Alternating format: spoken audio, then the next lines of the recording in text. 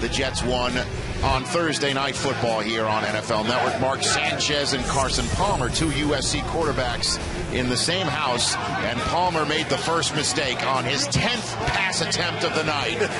Carson Palmer just hucks it down in a double coverage, it seems, Ron. I don't know what he thought he saw there, but it was really triple coverage, and he just threw it to coverage, and they made the play. Led to the Jets' first points of the night, a field goal. Next drive, Antonio Cromartie. There's your triple coverage into the end zone. Yeah, a lot of bodies back there. Probably should have thrown that one away or check it down.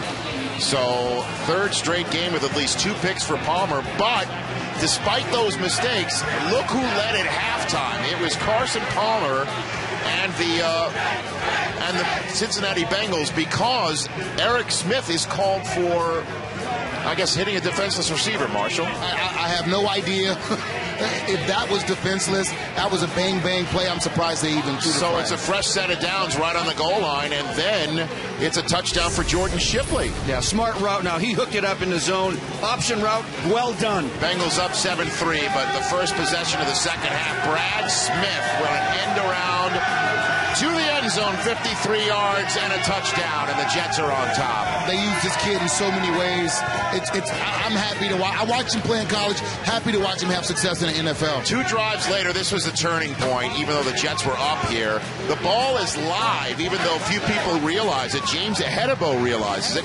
Marvin Lewis doesn't challenge the play, even though it did not appear to hit anybody on Cincinnati. Maybe Andre Caldwell was the closest to it, but Marvin never pulled out the challenge flag. I'm sure somebody's in his ear giving him advice on what to do in that situation, and they must have told him, don't challenge it, because it's hard for me to believe that Marvin Lewis wouldn't challenge something that close. It didn't look that conclusive, but maybe because of the way it was called on the field. But at any rate, just a couple plays later, Santonio Holmes is wide open in the end zone, a 13-yard score to put the Jets up by 10. Fourth quarter now, Jets on 4th and 16 in their own end zone, punting it, and it's a weak duck off of the foot of Steve Weatherford, but it also went off Josh Malga's arm. Yeah, the personal protector gets pushed back into the punter, and it's blocked here for about a 12-yard punt. Led to a field goal for the Bengals, and the ensuing kickoff, here comes Brad Smith, ripping and a tearing. I love the patience. I love him setting up blocks, and he's so fast, he just completely ran out of his shoes. 89 yards, and as you mentioned, Dion, one shoe on, one shoe off. Now, that's high-stepping. That's high-stepping.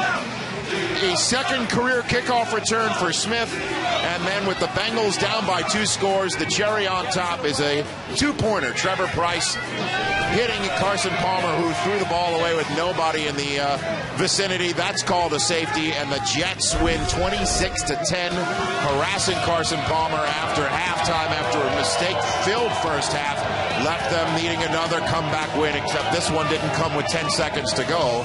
It was all Jets in the second half, and now the Jets, after 12 weeks of play for them in the 2010 season, sit at 9-2 atop the AFC, their best start since 1986.